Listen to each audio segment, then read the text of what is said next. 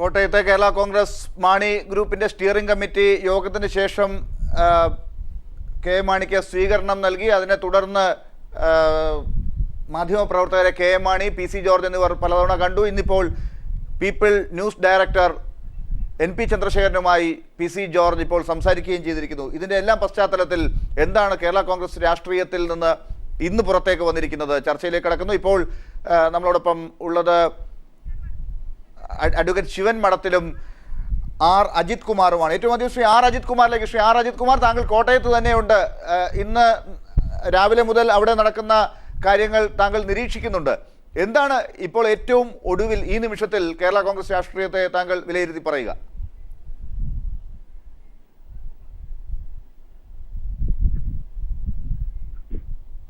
ശ്രീ അജിത് കുമാർ. തീർച്ചയായിട്ടും കേരള കോൺഗ്രസ് രാഷ്ട്രീയം കലങ്ങി മറിഞ്ഞിരിക്കുകയാണെന്ന് ആരോടും പറയാതെ തന്നെ നമുക്ക് ബോധ്യമാണ്. കേരള കോൺഗ്രസിൽ ശ്രീ കെ എം മാണിയുടെ അധീശത്തിന് ഒരു കുറവും ഉണ്ടായിട്ടില്ല. കാരണം അദ്ദേഹം ഞാൻ മനസ്സിലാക്കിയത്, ഞങ്ങളുടെ ലേഖകന്മാരിൽ നിന്ന് മനസ്സിലാക്കിയത്, കേരള കോൺഗ്രസിന്റെ ഇന്നത്തെ കമ്മിറ്റിയിൽ പി സി ജോർജ് മാത്രമാണ് ഈ ബാർകോഴ എന്നൊരു വാക്ക് പറഞ്ഞത്. ബാക്കി ആരും അതിനെക്കുറിച്ച് സംസാരിച്ചതേയില്ല. ഇന്നത്തെ ചർച്ച ബാർകോഴയെ കുറിച്ചായിരുന്നില്ല, അല്ലെങ്കിൽ ആ തരത്തിലുള്ള ചർച്ച ഇന്ന് ഉണ്ടാകേണ്ടതില്ല എന്ന് നേതൃത്വം തീരുമാനിച്ചു കാണും. അപ്പൊ ബാർകോഴ വിവാദം ഇന്നൊരു ചർച്ചാ വിഷയമായിരുന്നതേയില്ല. അങ്ങനെ ചർച്ചാ വിഷയമാകാത്തത് കൊണ്ട് ബാർകോഴ വിഷയത്തിൽ എന്താണ് കേരള കോൺഗ്രസിന്റെ നിലപാട് എന്ന് ആർക്കും അറിയില്ല. ഒരു കാര്യം മനസ്സിലാക്കേണ്ടത്, കേരള കോൺഗ്രസിൽ 3 ഗ്രൂപ്പുണ്ട്. കെ എം മാണിയുടെ നേതൃത്വത്തിലുള്ള പഴയ എം ഗ്രൂപ്പ്, അടുത്ത പി ജെ ജോസഫ് നേതൃത്വത്തിലുള്ള ജെ ഗ്രൂപ്പ്, പിന്നെ പി സി ജോർജിന്റെ വേറൊരു പാർട്ടി. ഈ 3 പാർട്ടിയുടെ ചേർന്ന ഒരു കോൺഫെഡറേഷനാണ് ഇന്ന് കേരള കോൺഗ്രസ്. അവിടെ ഈ 3 പാർട്ടികളിലും കേരള കോൺഗ്രസ് നേതാവെന്ന നിലയിൽ കെ എം മാണിക്ക് അധീശത്വമുണ്ട്. അദ്ദേഹം ചോദ്യം അദ്ദേഹത്തിന്റെ നേതൃത്വത്തിൽ ഇതുവരെ ചോദ്യം ചെയ്തിട്ടില്ല. അതുകൊണ്ട് നേതൃത്വത്തിൽ ഒരു പ്രശ്നം അദ്ദേഹത്തിന് അനുഭവിക്കേണ്ടി വരുന്നില്ല. ആ പ്രശ്നം ഇന്ന് ചർച്ച ചെയ്യപ്പെട്ടില്ല. പക്ഷേ ഇവിടെ ഏറ്റവും പ്രധാനപ്പെട്ട പ്രശ്നം കോൺഗ്രസിൽ ഉരുണ്ടുകൂടി വരുന്ന എതിർ ശബ്ദങ്ങളാണ്. പണ്ട് കോൺഗ്രസിൽ തന്നെ എം പി ഗംഗാധരൻ രാജിവെക്കേണ്ടി വന്നത് മകളെ പ്രായപൂർത്തിയാകാത്ത മകളെ വിവാഹം കഴിപ്പിച്ചു എന്നതിന്റെ പേരിൽ അന്ന് കെ കരുണാകരന്റെ 2ാം സ്ഥാനക്കാരനായ, അതായത് കെ കരുണാകരൻ ഡൽഹി പോയാൽ എം പി ഗംഗാധരനെ കൂടെ പോവുള്ളൂ, കരുണാകരൻ രാജിവെച്ചാൽ അല്ലെങ്കിൽ മാറിയാൽ സ്ഥാനമൊഴിച്ചാൽ എം പി ഗംഗാധരനാണ് മുഖ്യമന്ത്രി എന്ന് പത്രക്കാര് എഴുതിയ സമയത്ത് അന്ന് എം പി ഗംഗാധരനെതിരെ ശബ്ദമുയർത്തി യൂത്ത് കോൺഗ്രസ് പ്രസിഡന്റായിരുന്ന ജി കാർത്തികേയനാണ്. അന്ന് എം പി ഗംഗാധരൻ രാജിവെക്കേണ്ടി വന്നു. ഇവിടെ യൂത്ത് കോൺഗ്രസിന്റെ സംസ്ഥാന നേതാക്കൾ, കോൺഗ്രസിനകത്ത് ഒരു ഗ്രൂപ്പ്, പല വിഭാഗങ്ങളും ഈ പ്രശ്നം ഉയർത്തിക്കാട്ടി ശ്രീ കെ എം മാണിക്കെതിരെ ശബ്ദമുയർത്തി തുടങ്ങിയിരിക്കുന്നു. അപ്പൊ യു ഡി എഫ് രാഷ്ട്രീയത്തിൽ എന്ത് പ്രത്യാഘാതം ഉണ്ടാകും? ഭരണം പോകും എന്നുള്ളത്. ഇപ്പൊ ഭരണം പോയില്ലായിരുന്നെങ്കിൽ കോൺഗ്രസ് എന്നെ മാണി സാറിനോട് രാജിവെക്കാൻ ആവശ്യപ്പെട്ടേനെ, അല്ലെ കെ പി വിശ്വനാഥനോട് ഉമ്മൻചാണ്ടി രാജിവെക്കാൻ ആവശ്യപ്പെട്ടതുപോലെ ഇപ്പോൾ ഉമ്മൻചാണ്ടി ആവശ്യപ്പെട്ടേനും ഭരണം നിലനിർത്താൻ കെ എം മാണിയുടെ കേരള കോൺഗ്രസിന്റെ MLA വേണം എന്നതുകൊണ്ട് മാത്രമാണ് ഇന്ന് കെ എം മാണിയെ ഈ കോൺഗ്രസ്. ശ്രീ അജിത് കുമാർ, അഡ്വക്കേറ്റ് ശിവൻ മഠത്തിൽ കൂടി ചേർന്നു. അഡ്വക്കേറ്റ് ശിവൻ മഠത്തിൽ, ഇപ്പോ ശ്രീ അജിത് കുമാർ നിരീക്ഷിച്ചതുപോലെ തന്നെ ഭരണത്തിൽ നിലനിൽക്കണമെങ്കിൽ UDF-ന് കെ എം മാണിയെ വേണം. അതുകൊണ്ട് തന്നെ അങ്ങോട്ടും ഇങ്ങോട്ടും ശ്രീ പി സി ജോർജ് ഇപ്പോൾ ശ്രീ എൻ പി ചന്ദ്രശേഖരനുമായി സംസാരിച്ചതിൽ നിന്ന് മനസ്സിലാക്കാൻ സാധിച്ചതും അതുതന്നെ. അങ്ങോട്ടും ഇങ്ങോട്ടും ഒരുമിച്ച് വെട്ടിമരിക്കണോ എന്നുള്ള കാര്യത്തിലാണ് തീരുമാനം എടുക്കേണ്ടത്. അപ്പോൾ ആ കാര്യത്തിലാണ് ഒരു ചർച്ച വേണ്ടത്. ഗൂഢാലോചനയിൽ ആരാണ് പങ്കാളി എന്നുള്ളത് പുറത്തേക്ക് പറയേണ്ടതില്ല, പക്ഷേ അത് അറിയണം, പാർട്ടി വേദികളിൽ ചർച്ച ചെയ്യണം. കോൺഗ്രസ് ആണെങ്കിൽ പറയാതെ നമ്മൾ മനസ്സിലാക്കുന്ന ആ പേരിൽ നിന്ന് ആരെയാണെന്ന് താങ്കൾക്കും മനസ്സിലായിട്ടുണ്ടാകും. അത് ആരാണെന്നുള്ളത് അവരെയെങ്കിലും അറിയിക്കണം. അങ്ങനെ അങ്ങോട്ടും ഇങ്ങോട്ടും ഒരു സഹകരണ അടിസ്ഥാനത്തിൽ മുന്നോട്ട് പോവുക. ഇതാണോ ഇപ്പോൾ കേരള കോൺഗ്രസ് ആലോചിക്കുന്നത് ഇന്നത്തെ സംഭവ വികാസങ്ങൾ വെച്ച് നോക്കുമ്പോൾ?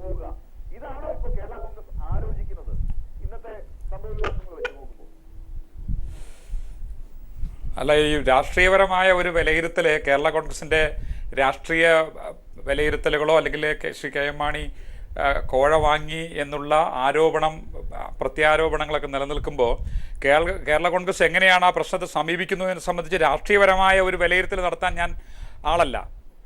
രാഷ്ട്രീയപരമായ ഒരു വിലയിരുത്തൽ നടത്താനുള്ള ഒരു രാഷ്ട്രീയ പിൻബലമോ അല്ലെങ്കിൽ രാഷ്ട്രീയപരമായ ഒരു നിഗമനത്തിലെത്താനുള്ള കഴിവ് എനിക്കില്ല. പക്ഷേ സാധാരണപ്പെട്ട ഒരു സമൂഹത്തിലെ ഒരു വ്യക്തി എന്ന നിലയിൽ ഈ കേരള കോൺഗ്രസിൽ ഇപ്പോൾ നടന്നുകൊണ്ടിരിക്കുന്നത് ഒരു സത്യത്തെ മൂടിവെക്കാനുള്ള വ്യഗ്രത അല്ലെങ്കിൽ സത്യത്തെ മൂടിവെച്ചുകൊണ്ട് ആളുകളെ ശരിക്കും പറഞ്ഞാൽ കബളിപ്പിക്കാനുള്ള, കേരളത്തിൽ അരിയാഹാരം കഴിക്കുന്ന ഏതൊരാൾക്കും അറിയാം ഈ കോഴ വിവാദം എന്ന് പറയുന്നത് കോഴ വാങ്ങിയതിനെ സംബന്ധിച്ചുള്ള പ്രാഥമികമായ തെളിവെടുപ്പ് നടത്തി രേഖ പരിശോധിച്ചു, സാക്ഷിമൊഴികളെടുത്തു, സാഹചര്യ തെളിവുകളെല്ലാം പരിശോധിച്ച ശേഷമാണ് വിജിലൻസ് അത്തരം ഒരു നിഗമനത്തിലേക്ക് FIR ഇടാൻ തീരുമാനിക്കുന്നത്. നമ്മുടെ ബഹുമാനപ്പെട്ട കേരള ഹൈക്കോടതിയിൽ തന്നെ ആ വിഷയവുമായി ബന്ധപ്പെട്ടുകൊണ്ട് സമയത്തിന് FIR ഇടാതെ ഇരുന്ന സമയത്താണ് അങ്ങനെ ഒരു കേസ് വരികയും കോടതി അതിൽ പോലീസിന് അന്വേഷണ ഉദ്യോഗസ്ഥന്മാർക്ക് എല്ലാ സ്വാതന്ത്ര്യവും നൽകി അതിൽ ആരോപണത്തിൽ കഴമ്പുണ്ടെങ്കിൽ അങ്ങനെ FIR ഇട്ട് കഴിഞ്ഞു. FIR ഇട്ടു, അന്വേഷണം ആരംഭിച്ചിരിക്കുന്നു, വിജിലൻസിന്റെ അന്വേഷണം ആരംഭിച്ചിരിക്കുന്നു. ഈ ഒരു സാഹചര്യത്തിൽ ഇത്തരം ഒരു വിഷയം ധാർമ്മികതയുടെ പേരിലും നിയമത്തിന്റെ പേരിലും ചർച്ച ചെയ്യപ്പെടാതെ അങ്ങോട്ടും ഇങ്ങോട്ടും ഉരുണ്ടുകളിക്കുന്ന ഒരവസ്ഥ സത്യത്തിൽ കേരളത്തിലെ ജനങ്ങളുടെ രാഷ്ട്രീയ ബോധത്തെയും സാമൂഹ്യ നീതിബോധത്തെ മാത്രമല്ല മനുഷ്യന്റെ സ്വത്വബോധത്തെയും ഒരു സംസ്ഥാനത്തിൽ നടന്ന ഏറ്റവും വലിയ അഴിമതിയെ സംബന്ധിച്ചുള്ള ഒരു രാഷ്ട്രീയ പാർട്ടിയുടെ ധാർമ്മികമായിട്ടുള്ള വിലയിരുത്തൽ, ഇതൊക്കെ നമ്മൾ വളരെ ചർച്ച ചെയ്യപ്പെടുകയാണ്. ഇതിൻ്റെയൊക്കെ പശ്ചാത്തലം കഴിഞ്ഞ ദിവസങ്ങളിൽ നമ്മൾ നിയമസഭയിലൊക്കെ കണ്ടതാണ്. ഒരിക്കലും ബഹുമാനപ്പെട്ട മുഖ്യമന്ത്രി ഇത്തരം ആരോപണ വിധേയനായ ഒരാളെ കൊണ്ട് ബഡ്ജറ്റ് അവതരിപ്പിക്കാൻ ക്ഷണിക്കാൻ പാടില്ലായിരുന്നു. പിന്നെ ബഡ്ജറ്റ് എന്ന് പറയുന്നത് ഒരു നാടകമായിരുന്നു. ബഡ്ജറ്റ് ഒന്ന് അവതരിപ്പിച്ചോ എന്ന് ചോദിച്ചാൽ വെറും ഒരു നാടകമായിരുന്നു. ആ നാടകവും ശരിക്കും അപൂർണമായ ഒരു അവസ്ഥയിലേക്ക് എത്തുന്നു. അതിലേറെ അവസ്ഥാവിശേഷമായിരുന്നു ബഹുമാനപ്പെട്ട സ്പീക്കർ അതിനെ സമീപിച്ചത്. ഇതൊക്കെ കേരളത്തിലെ ജനങ്ങളെ വിഡ്ഢികളാക്കുന്ന ഒരവസ്ഥയിലേക്കാണ് കാര്യങ്ങൾ നീങ്ങുന്നത്. അതുകൊണ്ട് കേരള കോൺഗ്രസ് എങ്ങനെയാണ് ആ പ്രശ്നത്തെ സമീപിക്കുന്നു എന്നുള്ളത് അവരുടെ രാഷ്ട്രീയ പാപ്പരത്വത്തെയാണ് അത് കാണിക്കുന്നത്. അതാണ് എനിക്ക് വിലയിരുത്താനുള്ളത്. ഇപ്പോൾ ഇതിൽ നിന്ന് മനസ്സിലാക്കേണ്ടത് എന്താണ്? ഇപ്പോൾ ഗൂഢാലോചനയെ സംബന്ധിച്ചുള്ള ഉപസമിതിയുടെ റിപ്പോർട്ട് പുറത്തേക്ക് വിടണം എന്നുള്ളതാണ് കേരള കോൺഗ്രസിലെ പല നേതാക്കളുടെയും ആവശ്യം. ശ്രീ TS ജോണിനെ പോലെ ഉപസമിതിയിൽ അംഗമായിട്ടുള്ള ആളുകൾ പോലും ഇന്ന് സ്റ്റിയറിംഗ് കമ്മിറ്റിയിൽ പങ്കെടുക്കാതിരുന്നത് ഇതിൽ പ്രതിഷേധിച്ചാണ്. സ്റ്റിയറിംഗ് കമ്മിറ്റി നേരെ ഗൗരവത്തിൽ കൂടുന്നില്ല, ഇതൊക്കെ ആക്ഷേപിച്ചു തന്നെയാണ്. അതൊന്ന്. ബാർ കോഴയിൽ വേണ്ട ചർച്ച നടക്കുന്നില്ല. ഈ കാര്യങ്ങൾ എല്ലാം കേരള കോൺഗ്രസിനകത്ത് പോലും ചർച്ച ചെയ്ത് പുറത്ത് ജനങ്ങളുടെ മുമ്പിലേക്ക് വലിയ ഇമേജോടുകൂടി തിരിച്ചെത്തേണ്ടതിന് പകരം അതിന് ശ്രമിക്കാതെ ഈ ആരോപണങ്ങളെല്ലാം വീണ്ടും വീണ്ടും വലിയ ആരോപണങ്ങൾക്ക് കാരണമാക്കുകയും കോൺഗ്രസ് നേതാക്കളുടെ യൂത്ത് കോൺഗ്രസ്സുകാരുടെയൊക്കെ വായിലിരിക്കുന്നത് കേൾക്കുകയും ചെയ്യുന്ന അവസ്ഥയിലേക്ക് കാര്യങ്ങളെ കൊണ്ടുവന്നെത്തിക്കുന്നത് ആർക്ക് മാത്രമാണ് ലാഭം എന്ന ചിന്തയിലെ കേരള കോൺഗ്രസ് നേതാക്കൾ ഉണ്ടാക്കുന്നത്. അവിടെയല്ലേ PC ജോർജ് ഇപ്പോൾ പറഞ്ഞ കേരള കോൺഗ്രസിനകത്ത് ഐക്യം ഇപ്പോൾ ഇല്ല എന്ന വാചകത്തിന് ശക്തി കൂടുന്നത്? ചരിത്രത്തിലെ ഏറ്റവും വലിയ പ്രതിസന്ധിയിലാണ് കേരള കോൺഗ്രസ്. കാരണം ഇത് ഇപ്പോൾ അതിന്റെ സമുന്നതനായ നേതാവിനെ, അതിന്റെ എല്ലാമായ നേതാവിനെതിരെയാണ് ഇപ്പോൾ ആക്ഷേപങ്ങൾ ഉയർന്നിരിക്കുന്നത്. അതുകൊണ്ട് ആ കടുത്ത പ്രതിസന്ധിയിലാണ് കേരള കോൺഗ്രസ് എന്നുള്ളത് സത്യമാണ്. കേരള കോൺഗ്രസിൽ ഞാൻ നേരത്തെ ചൂണ്ടിക്കാണിച്ച പോലെ പല വിഭാഗങ്ങളുണ്ട്. ഇവിടെ ഏറ്റവും പ്രധാനപ്പെട്ട പ്രശ്നം ഞാൻ നേരത്തെ ശിവം മഠത്തിൽ ചൂണ്ടിക്കാണിച്ചതിന്റെ നിയമവശങ്ങൾ ഞാൻ പരാമർശിക്കുന്നില്ല. കാരണം അത് ഞാനല്ല പറയേണ്ടത്. നിയമവശത്തിൽ ബാർ കോഴ കേസ് നിൽക്കുമോ തെളിയിക്കേണ്ട ബാധ്യത ബിജു രമേശനാണ്. അതിനെ നിയമപരമായി പ്രതിരോധിക്കേണ്ട ബാധ്യത ശ്രീ KM മാണിക്കാണ്. ആ ഗവൺമെന്റാണ്. അതൊക്കെ വിടുക. നേരെ മറിച്ച് ഇതുണ്ടാക്കുന്ന രാഷ്ട്രീയ പ്രത്യാഘാതമാണ് ഞാൻ ചർച്ചയ്ക്ക് വിധേയമാക്കാൻ അഭ്യർത്ഥിക്കുന്നത്. ഇവിടെ KM മാണി അദ്ദേഹം വ്യക്തമായൊരു കാര്യം സൂചിപ്പിച്ചു. ഇന്നത്തെ ചാനൽ ചർച്ചകൾ അദ്ദേഹം സൂചിപ്പിച്ചു. കുറ്റപത്രം സമർപ്പിച്ച് അതിനകത്ത് അദ്ദേഹം പ്രതിയായാൽ അദ്ദേഹം എന്ത് വേണമെന്ന് അപ്പോൾ തീരുമാനിക്കും. അപ്പോൾ കുറ്റപത്രത്തിൽ ഉണ്ടെങ്കിൽ അദ്ദേഹം രാജിവെക്കും, കുറ്റപത്രത്തിൽ ഇല്ലെങ്കിൽ അദ്ദേഹം രാജിവെക്കില്ല. കുറ്റപത്രത്തിൽ ഉണ്ടെങ്കിൽ രാജിവെക്കേണ്ട നിയമപരമായ ബാധ്യത ഇല്ല എന്ന് പക്ഷെ അങ്ങനെ കടിച്ചു തൂങ്ങാൻ അദ്ദേഹം തയ്യാറല്ല. അതാണ് അദ്ദേഹത്തിന്റെ നിലപാട്. ഈ അദ്ദേഹത്തിന്റെ സംസാരത്തിൽ നിന്നും ആ ശാരീരിക ഭാഷയിൽ നിന്നും നമുക്ക് ബോധ്യമാകുന്നത്. പക്ഷെ ഇവിടെ UDF-നുള്ളിൽ ശ്രീ KM മാണിയുടെയും കേരള കോൺഗ്രസിന്റെയും പ്രതിച്ഛായയ്ക്കും അങ്ങനെയുള്ള സത്യമാണ്. ആർക്കാ അതിനകത്ത് സംശയം? അപ്പോൾ കോൺഗ്രസിൽ UDF-ൽ ഇതിനുള്ളിൽ നിന്നുള്ള പ്രതിഷേധങ്ങൾക്ക് ആക്കം വർദ്ധിച്ചു വരുന്നു. ആ പ്രതിഷേധങ്ങൾ ഒറ്റക്കെട്ടായി ശ്രീ KM മാണിക്ക് പിന്തുണ നൽകുവാൻ UDF-ന് കഴിയുന്നില്ല. ശ്രീ ഉമ്മൻചാണ്ടിക്ക് കഴിയും. കാരണം അദ്ദേഹം ഭരണത്തിന്റെ വലപ്പത്താണ്. അദ്ദേഹം ഭരണം നിലനിർത്താൻ ബാധ്യസ്ഥനാണ്. ഭരണം KM മാണിയുടെ പാർട്ടിയില്ലെങ്കിൽ ഭരണം ഇല്ലാതാകും. അതുകൊണ്ട് ഭരണത്തിന് വേണ്ടി അദ്ദേഹം പിടിച്ചു നിൽക്കാൻ ശ്രമിക്കും. അതുകൊണ്ട് ഇവിടെ നടക്കാൻ പോകുന്നത് KM മാണി കുറ്റപത്രത്തിൽ ഉൾപ്പെടുത്തുമോ ഉൾപ്പെടുത്താതിരിക്കുമോ? ആ കുറ്റപത്രത്തിൽ ഉൾപ്പെടുന്നത് വരെ അദ്ദേഹം വെയിറ്റ് ചെയ്യും എന്നാണ് എനിക്ക് തോന്നുന്നത്. കുറ്റപത്രത്തിൽ ഉൾപ്പെടുത്തിയാൽ അദ്ദേഹം രാജിവെക്കും, അല്ലെങ്കിൽ അദ്ദേഹം രാജിവെക്കില്ല. ഇത് രാഷ്ട്രീയമായി UDF-നെയും കടുത്ത പ്രതിസന്ധിയിലാക്കിയത്. ഇങ്ങനൊരു രാഷ്ട്രീയ പ്രതിസന്ധി മുമ്പ് PK കുഞ്ഞാലിക്കുട്ടിക്കെതിരെ ഇതുപോലുള്ള ഒരു ഇഷ്യൂ ഉണ്ടായതാണ്. പക്ഷെ അപ്പോൾ പോലും PK കുഞ്ഞാലിക്കുട്ടിക്കെതിരെ ഉണ്ടായ ഒരു അഴിമതി ആരോപണം ആയിരുന്നില്ല, നേരെ മറിച്ച് ഒരു ധാർമ്മികമായ വേറൊരു ആരോപണമായിരുന്നു. അവിടെയും പാർട്ടിയുടെ നമ്പർ 1 ആയ നേതാവനായിരുന്നില്ല, നമ്പർ 2 ആയിരുന്നു. ഇവിടെ പാർട്ടിയുടെ നമ്പർ 1 ആണ്. ആ നമ്പർ 1 എന്ന് പറയാൻ KM മാണി ഇല്ലാതെ കേരള കോൺഗ്രസ് ഇല്ല. അതുകൊണ്ട് ഇപ്പോൾ കേരള കോൺഗ്രസ് കടുത്ത പ്രതിസന്ധിയിലാണ്. അത് ചർച്ച ചെയ്യാൻ ഇന്ന് കൂടിയ യോഗം വിജയകരമായിരുന്നില്ല. കാരണം അരമണിക്കൂർ ഒരു ചടങ്ങ് പോലൊരു യോഗം കഴിഞ്ഞു.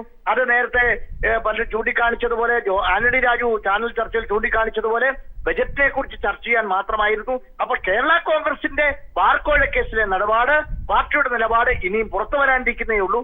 അപ്പോൾ മാത്രമേ കേരള കോൺഗ്രസിൽ ഇത് സംബന്ധിച്ച അഭിപ്രായം, ശ്രീ KM മാണിയുടെ നേതൃത്വത്തിനെതിരെ ശക്തമായ പ്രതിഷേധമുണ്ടോ, അതോ അദ്ദേഹത്തിന് പൂർണ്ണ പിന്തുണയാണോ എന്ന് വ്യക്തമാകാനിരിക്കുന്നേ ഉള്ളൂ. തീർച്ചയായിട്ടും. അഡ്വക്കേറ്റ് ശിവൻ മഠത്തിൽ ഇതിനകത്തുള്ള രാഷ്ട്രീയം ഈ രീതിയിൽ വിശകലനം ചെയ്യപ്പെടുമ്പോൾ അവിടെ നിയമപരമായ ചില കാര്യങ്ങൾ കൂടി ഇതുമായി കണക്ട് ചെയ്യപ്പെടാൻ സാധ്യതയുണ്ട്. ഒരുപക്ഷെ താങ്കൾ ഈ ഘട്ടങ്ങളിൽ നടക്കുന്ന നിയമപ്രശ്നങ്ങൾ തന്നെ നോക്കുക. നിയമസഭയിലെ പ്രശ്നങ്ങൾ, വനിതാ MLA-മാർക്ക് നേരെ ഉണ്ടാകുന്ന പ്രശ്നങ്ങൾ, പുറത്ത് അതിനെ തുടർന്നുണ്ടാകുന്ന പ്രസംഗങ്ങളിലെ പ്രശ്നങ്ങൾക്ക് മേലുണ്ടാകുന്ന നിയമപരമായ മറ്റ് തുടർ നടപടികൾ ആവശ്യം വരുന്ന പ്രശ്നങ്ങൾ, കേസുകൾ അതിൻ്റെ നേരെ പോകുന്നത്, ഇതെല്ലാം KM മാണി സാർ എന്ന കേരള കോൺഗ്രസിൻ്റെ തലതൊട്ടപ്പനായ ആ നേതാവിനെതിരെയുള്ള സമരത്തിൻ്റെ ഭാഗമായി നടക്കുന്ന പ്രശ്നങ്ങളാണ്. ഇതെല്ലാം ഏറ്റവും ഒടുവിൽ ചെന്ന് നിൽക്കുക ആർക്ക് ലാഭമുണ്ടായാലും ഈ ഒരൊറ്റ മനുഷ്യനിലേക്കോ നേതാവിലേക്കോ തന്നെയാണ്. അതുകൊണ്ടൊക്കെ തന്നെ ആയിരിക്കണം യൂത്ത് കോൺഗ്രസിൻ്റെ നേതാക്കൾ, KSUവിൻ്റെ നേതാക്കൾ, കോൺഗ്രസ് വക്താക്കളിൽ ചിലരൊക്കെ വ്യക്തിപരം എന്നുള്ള രീതിയിലെങ്കിലും KM മാണിക്കെതിരായി തിരിയുന്ന കാഴ്ചകൾ ഇന്ന് പോലും കണ്ടത്. നിയമപരമായി എവിടെയൊക്കെയാണ് വിജയം, അങ്ങനെയാണെങ്കിൽ UDF-ന് ഈ ഘട്ടത്തിൽ ഉണ്ടാക്കാൻ സാധ്യതയുള്ളത്? അത് കൂടുതൽ സങ്കീർണമാകുകയാണോ അഡ്വക്കേറ്റ് ശിവൻ മഠത്തിലിൻ്റെ നിരീക്ഷണത്തിൽ? ജനങ്ങൾക്കെല്ലാം ബോധ്യപ്പെട്ടുകൊണ്ടിരിക്കുകയാണ്. കാരണം നിയമസഭയിൽ ബഡ്ജറ്റ് അവതരിപ്പിക്കാൻ ബഹുമാനപ്പെട്ട ധനവകുപ്പ് മന്ത്രി ശ്രീ KM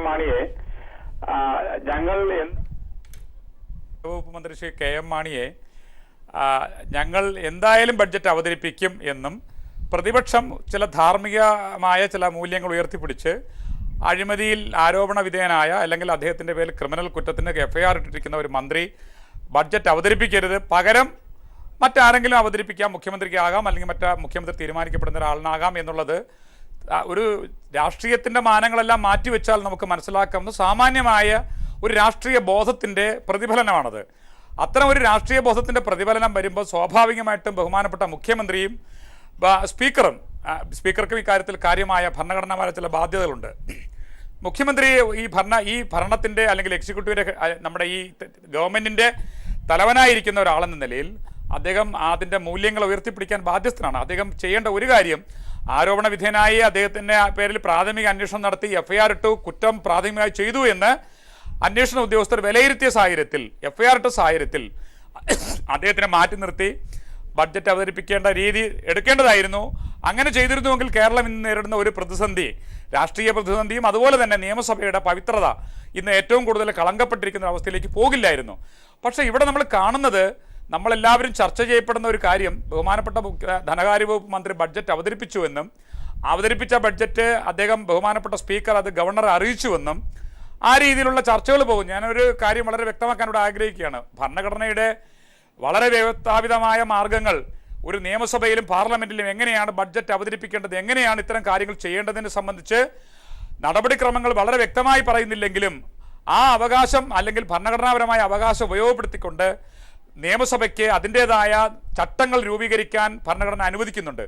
അത്തരത്തിൽ രൂപീകരിച്ച ചട്ടങ്ങൾ അനുസരിച്ചിട്ട് നിയമസഭയിൽ ഓരോ അംഗത്തിനും ഇരിക്കേണ്ട സ്ഥാനം, ബഡ്ജറ്റ് അവതരിപ്പിക്കാൻ സ്പീക്കർ അവലംബിക്കേണ്ട രീതി, ബഡ്ജറ്റ് എങ്ങനെ അവതരിപ്പിക്കണമെന്ന് സംബന്ധിച്ചുള്ള ധനകാര്യ മന്ത്രിയുടെ അവതരണത്തെ സംബന്ധിച്ച് എല്ലാം വളരെ വ്യവസ്ഥാപിതമായ രീതിയിൽ ഇരിക്കുമ്പോൾ ഇതൊന്നുമില്ലാതെ ഒരു തരത്തിൽ ആളുകളെ പറ്റിക്കുന്ന രീതിയിലുള്ള 6 മിനിറ്റ് കൊണ്ട് ഒരു ബഡ്ജറ്റ് പ്രസന്റേഷൻ നടന്നുവെന്നും മൈക്ക് നശിപ്പിച്ചുവെന്നും മൈക്കില്ല എന്നാണ് പറയുന്നത്. അപ്പോൾ ബഹുമാനപ്പെട്ട സ്പീക്കർ എങ്ങനെയാണ് അദ്ദേഹത്തെ ക്ഷണിച്ചുവെന്നോ ആ ക്ഷണിക്കുമ്പോൾ അദ്ദേഹം എവിടെ കൂടെ വന്നുവെന്നോ അങ്ങനെ വരുമ്പോൾ നിയമസഭയിൽ അംഗങ്ങൾ എവിടെ ഇരുന്നുവെന്നോ ഇതൊന്നും കേരളത്തിലെ ജനങ്ങൾക്ക് മനസ്സിലാവുന്നില്ല.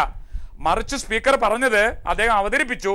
ആരുടെ മുമ്പിലാണ് അവതരിപ്പിച്ചത്, എന്താണ് അവതരിപ്പിച്ചത്, ആർക്ക് വേണ്ടിയാണ് അവതരിപ്പിച്ചത്, എന്തൊക്കെ കാര്യങ്ങളാണ് അദ്ദേഹത്തിന്റെ അവതരണത്തിൽ ഉണ്ടായിരുന്നത്? കേരളത്തിന്റെ സാമ്പത്തിക സ്ഥിതി, ബഡ്ജറ്റ് എന്ന് പറയുന്നത് സാമ്പത്തിക വിഭവവും സമാഹരണവും ഉപയോഗവും അതിനെ സംബന്ധിച്ചുള്ള ജനങ്ങൾക്ക് ബോധ്യപ്പെടുത്തേണ്ട ഒരു ഭരണഘടനാപരമായ ബാധ്യതയുള്ള ഒരു ധനകാര്യ വകുപ്പ് മന്ത്രിയാണ് 6 മിനിറ്റ് കൊണ്ട് അദ്ദേഹം എവിടെയോ എഴുതിയ ചില കാര്യങ്ങൾ മാത്രം അദ്ദേഹത്തിന്റെ ചുണ്ടുകളിൽ നിന്ന് അനക്കിയിട്ട് ബഡ്ജറ്റ് അവതരിപ്പിച്ചു എന്ന് പോകുമ്പോൾ നിയമസഭയുടെയും ജനാധിപത്യത്തിന്റെയും മൂല്യങ്ങളെ ശരിക്കും പറഞ്ഞാൽ കാറ്റിൽ പറത്തി ജനങ്ങളെ പറ്റിക്കുന്ന ഒരവസ്ഥയായിരുന്നു ഇത്.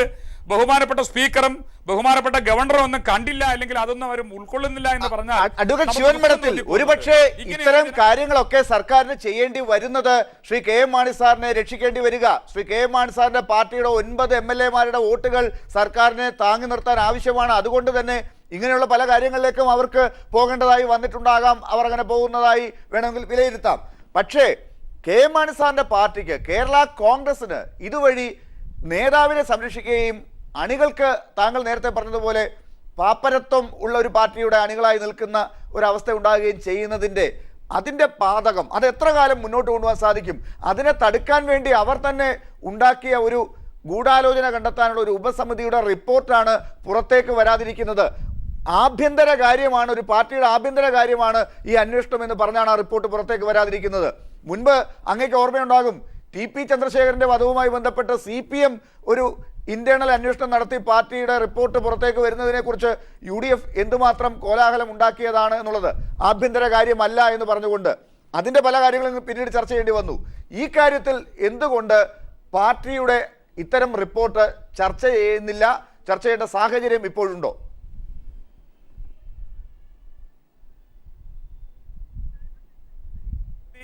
അല്ല, ഇത്തരം ഒരു ഞാൻ ലാലൊരു കാര്യം പറഞ്ഞോട്ടെ. ഇന്ത്യയെ സംബന്ധിച്ചിടത്തോളം ഒരു അഴിമതി, ഒരു പബ്ലിക് സർവൻറ്റ്, ഒരു പൊതുജന സേവകൻ, അല്ല ഒരു മന്ത്രി അല്ലെങ്കിൽ ഒരു ഉത്തരവാദപ്പെട്ട അധികാരി ഒരു അഴിമതി നടത്തി എന്ന് ഒരു ആരോപണം വരുന്നു. ആ ആരോപണത്തെ സംബന്ധിച്ച് ക്രിമിനൽ നടപടിക്രമം അനുസരിച്ചിട്ടുള്ള അന്വേഷണം, പ്രാഥമികമായ അന്വേഷണങ്ങൾ നടത്തി വിജിലൻസിലെ തന്നെ അല്ലെങ്കിൽ അത് പോലീസ് ഡിപ്പാർട്ട്മെൻറ്റിലെ ഉന്നതരായിട്ടുള്ള കഴിവ് തെളിയിക്കപ്പെട്ടിട്ടുള്ള സത്യസന്ധരായ പോലീസ് ഉദ്യോഗസ്ഥരെ അന്വേഷണം നടത്തി അദ്ദേഹത്തിനെതിരെ ഫസ്റ്റ് ഇൻഫർമേഷൻ റിപ്പോർട്ട് ഇട്ടിരിക്കുന്നു. ഞാനിവിടെ വരിക എടുത്തു പറയാം. സുപ്രീം കോടതി അടുത്ത കാലത്ത് വന്നിട്ടുള്ള വിധിയിൽ പറയുന്നു, ഉന്നതരായ സ്ഥാനങ്ങളിൽ ഇരിക്കുന്നവർക്കെതിരെ ആരോപണങ്ങൾ വരുമ്പോൾ FIR ഇട്ടിട്ട് ആ അന്വേഷണം അല്ലെങ്കിൽ പ്രാഥമികമായ അന്വേഷണം നടത്താതെ FIR ഇട്ടിട്ട് ജനങ്ങളുടെ മുമ്പിൽ അദ്ദേഹം കുറ്റക്കാരനായി വന്നു കഴിഞ്ഞാൽ, അദ്ദേഹം പിന്നെ നിരപരാധിയാണെന്ന് തെളിയിക്കപ്പെട്ട് കഴിഞ്ഞാൽ അത് ഒരിക്കലും അദ്ദേഹത്തിൻ്റെ ആ രീതിയിലുള്ള ആ ഒരു കളങ്കിതമായ ഒരു അവസ്ഥയെ മാറ്റിയെടുക്കാൻ കഴിയില്ല. അതുകൊണ്ട് പ്രാഥമികമായ അന്വേഷണം നടത്തി കുറ്റം ചെയ്തു എന്ന നിഗമനത്തിൽ, പ്രാഥമിക നിഗമനത്തിൽ എത്തിയാൽ മാത്രമേ FIR ഇടാവുന്നു. അത്തരം നിഗമനത്തിലെത്തി FIR ഇട്ട ഒരു മന്ത്രി അദ്ദേഹം ഈ പറഞ്ഞ നടത്തിയ ഈ അഴിമതിയെ സംബന്ധിച്ച് കഴമ്പുണ്ട് എന്ന് അന്വേഷണ ഉദ്യോഗസ്ഥർക്ക് ബോധ്യപ്പെട്ടു. അങ്ങനെ ബോധ്യപ്പെട്ടിരിക്കുമ്പോൾ അത്തരം ഒരു അന്വേഷണം ഈ രാജ്യത്ത് നിയമപരമായി നടക്കുമ്പോൾ ഒരു ഉപസമിതി എന്ന് പറയുന്ന ഒരു തട്ടിപ്പ്, ആ ഉപസമിതിയുടെ ഫൈൻഡിങ് ഉണ്ടെങ്കിൽ രാഷ്ട്രീയപരമായ ആ പാർട്ടിയുടെ ഔന്നത്യവും ധാർമ്മികതയും ഉയർത്തിപ്പിടിക്കാൻ ആ റിപ്പോർട്ട് പുറത്തു കൊണ്ടുവരണം. അത് പുറത്തു കൊണ്ടുവരാതിരിക്കുമ്പോൾ അതിൽ മറ്റൊരു തട്ടിപ്പ്, ജനങ്ങളെ കബളിപ്പിക്കാൻ വേണ്ടി ഇപ്പോൾ ശ്രീ ഡൊമിനിക് പ്രസന്റേഷൻ MLA കൂടി നമ്മളോടൊപ്പം ചേർന്നിരിക്കുന്നു. ശ്രീ ഡൊമിനിക് പ്രസന്റേഷൻ, ഇപ്പോ അഡ്വക്കേറ്റ് ശിവൻ മഠത്തിൽ പറഞ്ഞ കേരള കോൺഗ്രസിന്റെ ആഭ്യന്തര സമിതിയായ ഒരു ഉപസമിതിയുടെ തട്ടിപ്പിനെ കുറിച്ചാണ് അദ്ദേഹം പറഞ്ഞത്. പക്ഷെ ആ ഉപസമിതിയുടെ പേരിൽ എങ്ങോട്ടേക്കാണ് ആരോപണങ്ങൾ പോകുന്നതെന്ന് നോക്കുക. ഇന്നിപ്പോൾ ഉപസമിതിയുടെ റിപ്പോർട്ട് പുറത്തുവിട്ടില്ല എന്ന് പറഞ്ഞുകൊണ്ട് കേരള കോൺഗ്രസിന് അകത്ത് പ്രശ്നങ്ങൾ ഉള്ളപ്പോൾ തന്നെ ആ റിപ്പോർട്ടിനകത്ത് ആരെയാണ് ചൂണ്ടുന്നത് എന്നുള്ളത് ശ്രീ PC ജോർജ് ഇന്ന് പീപ്പിളിന് നൽകിയ അഭിമുഖത്തിലൂടെ പറഞ്ഞു കഴിഞ്ഞു. അതെല്ലാവർക്കും അറിയാം. K കരുണാകരനെ ഇവിടെ നിന്ന് ഓട്ടിച്ച ആളാണ്. UDF-നെ ഇപ്പോൾ താങ്ങി നിർത്തി മുന്നോട്ട് കൊണ്ടുപോകാൻ കെൽപ്പുള്ള ആളാണ്. മുഖ്യമന്ത്രിയാണ് അദ്ദേഹം പറയുന്നത്. അതായത് ഗൂഢാലോചനയുടെ അമരക്കാരൻ എന്നുള്ളത് പറയാതെ പറഞ്ഞുകൊണ്ടിരിക്കുക, ആ സമിതിയുടെ റിപ്പോർട്ട് പുറത്ത് വിടാതെ തന്നെ പറഞ്ഞുകൊണ്ടിരിക്കുക. ഇതിപ്പോൾ കേരള കോൺഗ്രസ് എന്തുകൊണ്ട് ചെയ്യുന്നു? ഇത് കേരള കോൺഗ്രസ് ഇങ്ങനെ ചെയ്യുന്നത് കോൺഗ്രസിന് പരിക്കുകൾ ഉണ്ടാക്കുന്നത് താങ്കളെപ്പോലുള്ളവർ കാണുന്നില്ലേ? ഇത് അടിസ്ഥാനപരമായുള്ള പ്രശ്നം, ഈ പാർട്ടിയുടെ ഇന്റേണൽ അന്വേഷണം എന്ന് പറയുന്നതിന് അതിന് നിയമപരമായി യാതൊരു സാങ്ക്ടിറ്റിയും ഇല്ല. പാർട്ടി ഒരു കമ്മിറ്റിയെ വെക്കുന്നു. ആ ഒന്നതിന് നിയമപരമായിട്ട് ആരെങ്കിലും വിളിച്ച് ചോദിക്കാൻ പറ്റും, ആരെങ്കിലും വരും ഇവര് വിളിച്ചാല്. അപ്പൊ ഇത് സ്വാഭാവികമായി നേരത്തെ ചന്ദ്രശേഖര മഠത്തിൽ CPM ചെയ്തതുപോലെ തന്നെ ആ രീതിയിൽ തന്നെ കേരള കോൺഗ്രസും ഒരു കമ്മിറ്റി വെച്ചു. ആ കമ്മിറ്റി കൂടുകയില്ല എന്നുള്ളത് നമുക്ക് അറിയില്ല. ജോർജ് പറയുന്ന ഒരു പ്രാവശ്യം കൂടിയോളെന്ന്, അത് അവരുടെ കാര്യം. പക്ഷെ എന്റെ ഇതിന്റെ അകത്തുള്ള ഒരു കാഴ്ചപ്പാട്, ഏത് പാർട്ടി ഇങ്ങനെയുള്ള അന്വേഷണ കമ്മീഷനെ വെച്ചാലും അതിൽ എന്തിനാ ഇത്ര സീരിയസ് ആയി കയറി പിടിക്കുന്നതിനാ?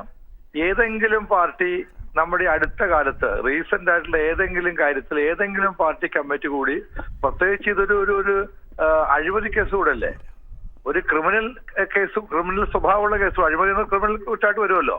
അപ്പൊ അങ്ങിപ്പോ ചന്ദ്രശേഖരന്റെ അത് തന്നെയായിരുന്നു, CPM പറഞ്ഞത് തന്നെയാണ്. ഒരു വഴിക്ക് അന്വേഷണം നീങ്ങുമ്പോൾ മറുഭാഗത്ത് ഇങ്ങനെ പറയുന്നത് ശരിയല്ല എന്ന് പറഞ്ഞു. ഞങ്ങളന്ന് രാഷ്ട്രീയമായിട്ട് എടുത്തൊക്കെ പറഞ്ഞിട്ടുണ്ട്, അത് വേറെ കാര്യം. അതേ ആർഗ്യുമെന്റ് തന്നെ ഇവിടെ അപ്ലൈ ചെയ്തൂടെ? കേരള കോൺഗ്രസ് കമ്മിറ്റി വെച്ചു, അതിന്റെ റിപ്പോർട്ട് ഇവിടെ ചോദിക്കട്ടെ. ആ കമ്മിറ്റി റിപ്പോർട്ട് ഇപ്പൊ ഒരു സാങ്കല്പികമായി നമ്മൾ പ്രിസ്യൂം ചെയ്യുന്നു, അതിൽ മാണി കുറ്റക്കാരനല്ല എന്ന് അവർ പറയുന്നു. മറിച്ച് നമ്മുടെ ക്രൈംബ്രാഞ്ചിന്റെ അന്വേഷണത്തിൽ തെളിവ് കൂട്ടുന്നു, അവർ തമ്മിൽ യോജിക്കുമോ? നേരെ മറിച്ചു ആകല്ല, അവര് പറയുന്നു മാണി സാർ കുഴപ്പമുണ്ടാക്കിയിട്ടുണ്ട്, പക്ഷെ ക്രൈംബ്രാഞ്ച് അന്വേഷണം പറയുന്നു മാണി സാർ കുറ്റം ചെയ്തിട്ടില്ല. അങ്ങനെ ആയിക്കോട്ടെ, വിജിലൻസ് അന്വേഷണം. അപ്പൊ അതുകൊണ്ട് ഇങ്ങനെയുള്ള പാർട്ടി അന്വേഷണങ്ങൾ അത് പാർട്ടിയുടെ അകത്ത് ചർച്ച ചെയ്യാമെന്ന് ഒഴിച്ചാൽ അത് ജനങ്ങളുടെ മുമ്പാകെയും നിയമപരമായിട്ടും അതിന് യാതൊരു വാലിഡിറ്റി ഇല്ല എന്നതാണ് എന്റെ ഒരു കാഴ്ചപ്പാട്.